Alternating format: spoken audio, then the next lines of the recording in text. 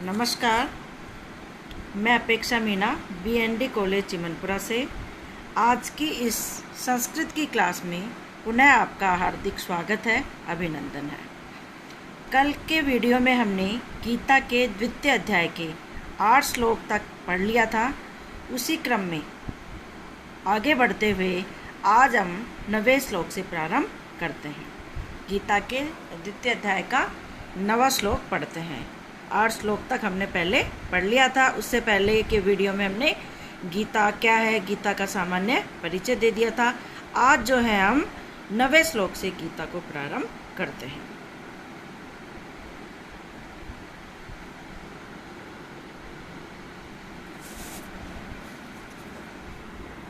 एवं उक्त्वा ऋषिकेशं गूढाकेशः परन्तपः न योत्स्य इति गोविंदम उक्त्वा तूष्णी बभूव। संजय उवाच। अर्जुन के द्वारा क्या संदर्भ चल रहा है? अर्जुन के द्वारा अपने विचार व्यक्त करने के बाद उसने क्या किया, इसका विवरण प्रस्तुत करते हुए जो संजय थे वो धृतराष्ट्र से कह रहा है। संजय जो है महाराज धृतराष्ट्र को जो है युद्ध का आंखों देखा वर्णन सुना रहे हैं। तो वो इस श्लोक में ये बताया जा रहा है कि जो संजय थे उन्होंने धृतराष्ट्र से कहा, परंतप गूढाकेशः ऋषिकेशम एवं, देखिए, एवं उक्त्वा ऋषिकेशम गूढाकेशः परंतप न योत्स्य इति गोविंदम उक्त्वा तूष्णी बभूव है। एवं इस प्रकार से, परंतप हे राजन, इस प्रकार, एवं उक्त्वा इस प्रकार, एवं उक्त्वा इस प्रकार कहकर, ऋषिकेशः गूढाकेशः, हे राजन, इस प्रकार कहकर गूढाकेश अर्जुन ऋषिकेश श्री कृष्ण से इति है उक्त्वा तूष्णीयम बभूव न योत्स्य, कि हे राजन, इस प्रकार कहकर गूढाकेश अर्जुन ऋषिकेश श्री कृष्ण से स्पष्ट यह कहकर चुप हो गया, बभूव न योत्स्य, कि मैं युद्ध नहीं करूँगा। संजय धृतराष्ट्र से बता रहे हैं कि गूढाकेश नींद को वश में करने वाले कौन थे? अर्जुन। निद्रा को जीतने वाले अर्जुन ने इंद्रियों को वश में, ऋषिकेश है ना, इंद्रियों को वश में करने वाले श्री कृष्ण से एवं उक्त्वा ऐसा कहकर, न योत्स्य इति उक्त्वा तूष्णीम बभूव है, ऐसा कहकर कि मैं युद्ध को नहीं करूँगा, मैं युद्ध नहीं करूँगा, यो स्पष्ट रूप से गोविंद से कहकर वह अर्जुन चुप हो गया। कि उन्होंने बाद में जो कैसे थे, जो अपनी निद्रा को जीतने वाले थे, ऐसे अर्जुन ने इंद्रियों को वश में करने वाले भगवान श्री कृष्ण से कह दिया कि हे केशव, मैं युद्ध नहीं करूँगा, और ऐसा स्पष्ट रूप से गोविंद से कहकर वह अर्जुन चुप हो गया। यहाँ पर परंतप शब्द जो है विशेषण है, जो किसी भी वीर राजा के लिए प्रयुक्त किया जा सकता है। और इसका शब्दार्थ क्या है कि परंतप शब्द का क्या अर्थ है? शत्रुओं को पीड़ा पहुंचाने वाला। गूढाकेश नींद को वश में रखने वाले के कारण ऐसे कौन थे? अर्जुन। तो अर्जुन को यहाँ पे गूढाकेश भी कहा गया है। तो इस प्रकार से उन्होंने भगवान कृष्ण से बोल दिया कि मैं युद्ध नहीं करूँगा, और चुप हो गया। अगला देखिए, तम उवाच ऋषिकेश प्रसन्न इव भारत सेनयोर उभयो मध्ये विषीदन्तम् इदं वच। तम उवाच ऋषिकेश प्रसन्न इव भारत सेनयो उभयो मध्ये विषीदन्तम् इदं वच। हे भारत, तम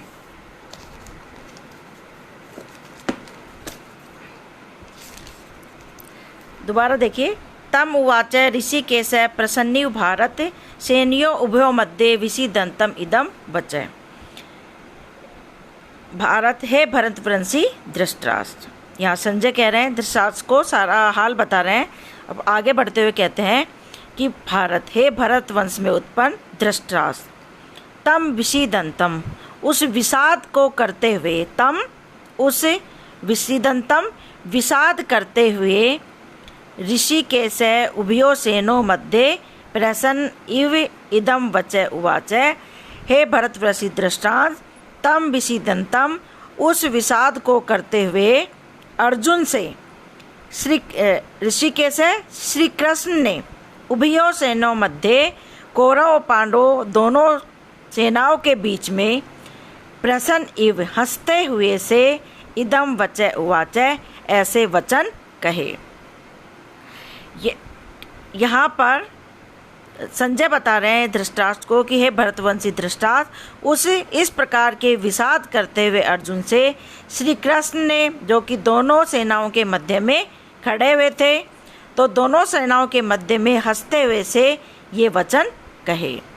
यहाँ जो है श्री कृष्ण का मुस्कुराना, वो उपहास करना है, मानो उनको वो अर्जुन का उपहास कर रहे हैं। इससे यह ध्वनि निकलती है कि अर्जुन के लिए जो गंभीर समस्या थी, वही मानो भगवान श्री कृष्ण के लिए चुटकियों का खेल था। अगला शुरू करते हैं।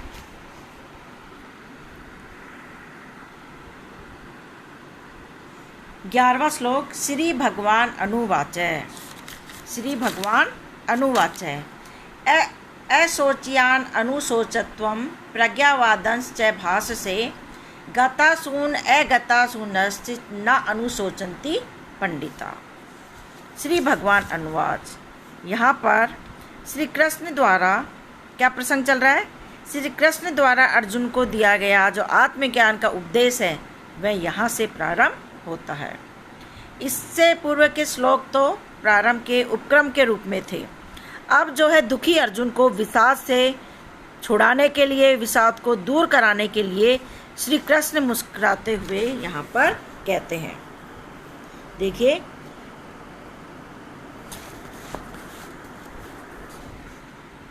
असोच्यान त्वम अनुशोचे च प्रज्ञावादन भाससे, कि हे अर्जुन, असोच्यान जिनका तुम्हें शोक नहीं करना चाहिए। हे अर्जुन, असोच्यान जिन विषयों के संदर्भ में तुम्हें शोक नहीं करना चाहिए, अनुशोचवे त्वम अनुशोचवे तू उसका शोक करता है। जिसका तुम्हें शोक नहीं करना चाहिए उसका तू शोक करता है। और प्रज्ञावादान भाससे, और प्रज्ञावाद की बातें भी करता है। गतासूनश्च अगतासूनस् पंडिता न अनुशोचन्ति। गतासूनस् जिनके प्राण चले गए हैं, गतासून जिनके प्राण चले गए हैं, और अगतासून जिनके प्राण अभी तक नहीं गए हैं, उनके विषय में पंडित जो है, बुद्धिमान जो लोग हैं, उन पंडिता बुद्धिमान जो लोग हैं, न अनुशोचन्ति कभी भी शोक नहीं करते हैं।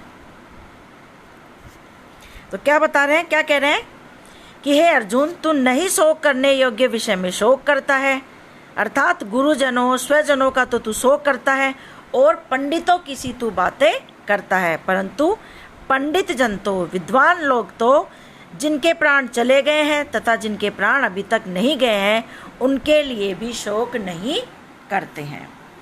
यहाँ जो है देखिए, पंडित शब्द का जो अर्थ है वह, पंडित मतलब आत्मज्ञानी लोग, आत्मज्ञानी लोग, बुद्धिमान पुरुष।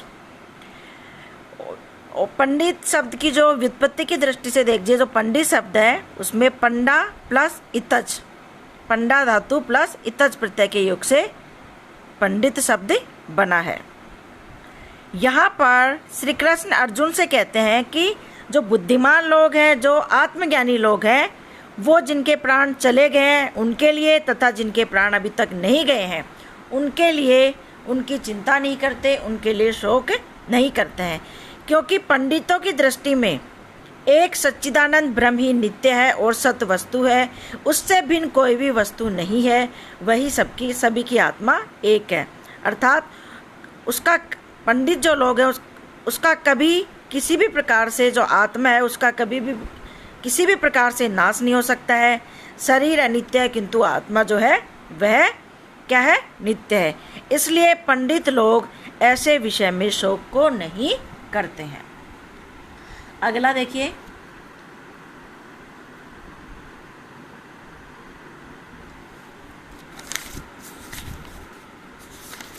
न त्वेवहं जातुं नासं न त्वं न इमे जनाधिपा न चयं न भविष्यामः सर्वे वयं तः परम। देखिए, न तू एवं अहम जातुम न आसम त्वं न इमे जनाधिपा न च एव अतः परम वयम सर्वे न भविष्याम। यहाँ पर जो है इस श्लोक में आत्मा की अमरता के विषय में समझाते हुए श्री कृष्ण जो है, भगवान श्री कृष्ण जो है अर्जुन को कह रहे हैं, यदि आत्मा के नाश के भय से शोक किया जाए तो वह सर्वथा अनुपयुक्त है, क्योंकि जो आत्मा है वह तो अजर और अमर है। देखिए, न तू एवं अहम जातु न आसम त्वं न इमे जनाधिपा न च एव अतः परम वयम सर्वे न भविष्यामः। क्या कह रहे हैं? न तू एवं, न तो ऐसा ही है कि अहम जातुम न तो ऐसा ही है कि आत्मस्वरूप रूप में मैं किसी काल में नहीं था, अथवा आत्मस्वरूप, हे अर्जुन, न तो ऐसा ही है कि आत्मस्वरूप रूप में मैं किसी काल में नहीं था, न आसम त्वम, और न ही ऐसा है कि आत्मस्वरूप रूप में तुम नहीं थे। न आसी इमे जनाधिपा न, और न ही ऐसा है कि आत्मस्वरूप रूप ये राजा लोग भी नहीं थी, और न ही ऐसा है कि हम सब आत्म रूप में कभी इससे आगे नहीं रहेंगे। क्या कह रहे हैं कि न तो, हे अर्जुन, न तो ऐसा है, न तो ऐसा ही है कि आत्मस्वरूप रूप में मैं किसी काल में नहीं था, अथवा आत्मस्वरूप रूप में तुम नहीं थे, या आत्मस्वरूप रूप में इमे जनाधिपा ये राजा लोग नहीं थे। न च एवं वयम सर्वे अतः परम न भविष्यामः, और ऐसा भी नहीं है कि हम सब लोग आत्म रूप में इससे आगे नहीं रहेंगे। देखिए, यहाँ पर जो भगवान श्री कृष्ण है अर्जुन के शोक के निमित्तों को 3 भागों में विभक्त करके उपदेश दे रहे हैं कि युद्ध के द्वारा गुरुजनों स्वजनों की आत्मा नष्ट हो जाएगी। ऐसा ये अर्जुन ऐसा सोच रहे होंगे कि युद्ध करने से गुरुजनों एवं स्वजनों की आत्मा नष्ट हो जाएगी, युद्ध के द्वारा उनके शरीर नष्ट हो जाएंगे, या युद्ध द्वारा उनको मारकर अर्जुन अपने धर्म से पृथक हो जाएगा। तो इन सब निमित्तों को से अर्जुन का शोक करना जो है वह अनुपयुक्त है। इस श्लोक में भगवान में आत्म रूप से सबकी नित्यता सिद्ध करके भगवान कृष्ण ने इस श्लोक में बताया कि आत्म रूप से उन्होंने सबकी नित्यता सिद्ध करके यह भाव दिखलाया है कि तुम जिनके नाश की आशंका कर रहे हो उन सब का या तुम्हारा हमारा कभी किसी काल में अभाव नहीं है। वर्तमान शरीरों की उत्पत्ति से पहले भी हम सब थे, और शरीरों के नष्ट होने पर भी हम सब पीछे भी रहेंगे। शरीरों के नाश से आत्मा का नाश कभी नहीं होता है। अतः हे अर्जुन, नाश की आशंका से इन सब के लिए शोक करना उचित नहीं है। अगला देखिए,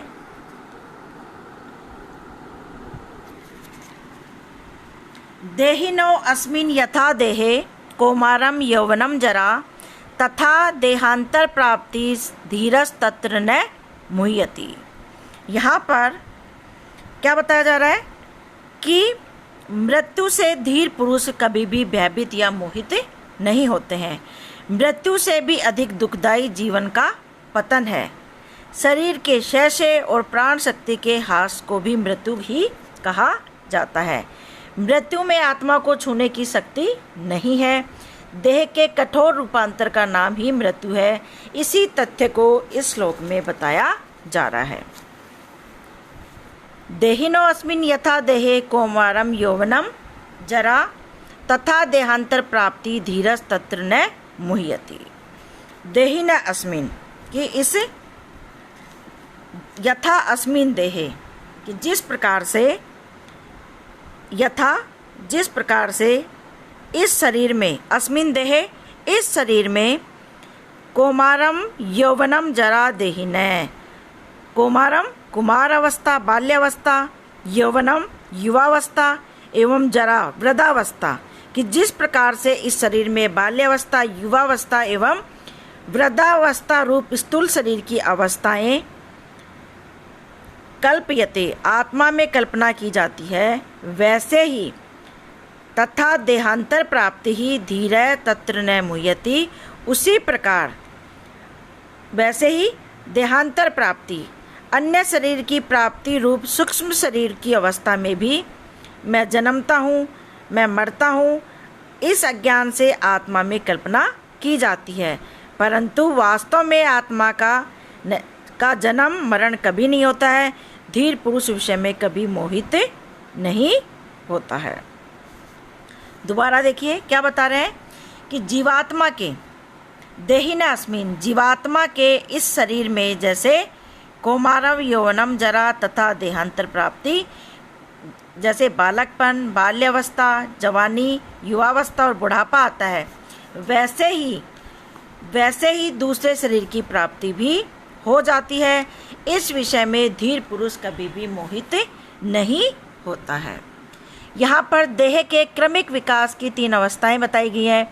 प्रारंभिक अवस्था में बालकपन, मध्यम अवस्था में यौवन और अंतिम अवस्था में बुढ़ापा आता है।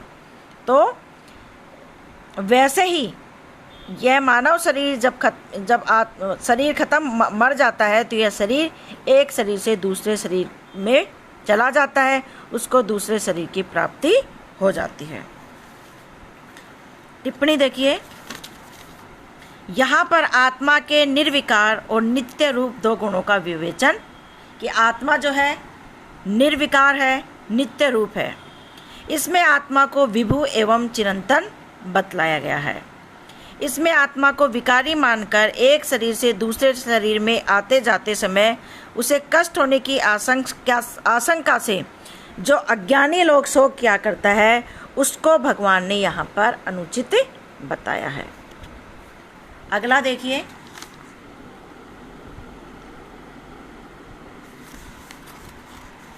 मात्रा स्पर्शास्तु कौन्तेय शीतो उष्ण सुख दुखदा आगमापायिनो अनित्यस्य तांत्रिक्ष्व भारत।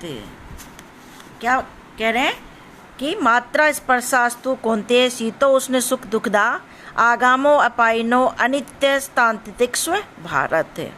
हे क्या देखिए कि कौन्तेय, हे कुंती पुत्र अर्जुन, यहाँ पर पुनः आत्मा की नित्यता व शरीर की अनित्यता नश्वरता को स्वीकार कर लेने के पश्चात सुख दुख आदि के विषय में यहाँ पर विवेचन किया जा रहा है। तो भगवान कृष्ण अर्जुन से कह रहे हैं, हे कौन्तेय, हे कुंती पुत्र अर्जुन, शीत उष्ण सुख दुखदा, इसी प्रकार सर्दी, शीत और उष्ण, सर्दी और गर्मी में, सुख दुखदा, सुख और दुख को देने वाले, हे कुंती पुत्र अर्जुन, इसी प्रकार सर्दी, गर्मी, सुख और दुख को देने वाले मात्रा स्पर्शा तु आगमा अपायना अनित्य।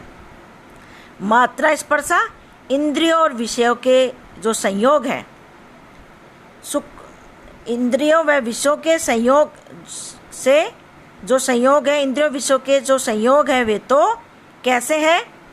अनित्या, वे क्षणभंगुर तथा अनित्य है।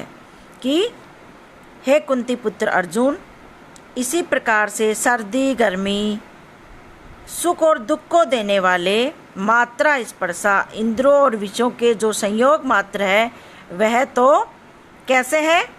आगमा अपायिना, उत्पत्ति वाले, कैसे हैं वो? क्षणभंगुर हैं, उनकी उत्पत्ति होती है और उनका विनाश हो जाता है। और कैसे है? अनित्य है। भारत, हे भरत वंश में उत्पन्न अर्जुन, तान तितिक्षव, इसलिए उनको तुम सहन करो, उन्हें सहन करना सीखो। एक बार फिर देखिए, हे कौन्तेय, हे कुंती पुत्र अर्जुन, शीतोष्ण सुख दुखदा मात्रा स्पर्शा तू आगमय पाइन अनित्य।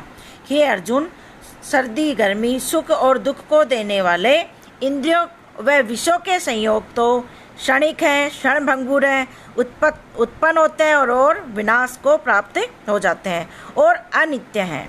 इसलिए हे भरतवंशी अर्जुन, हे भरतवंश में उत्पन्न अर्जुन, तितिक्षव, उनको तुम सहन, तान तितिक्षव, उनको तुम सहन करो।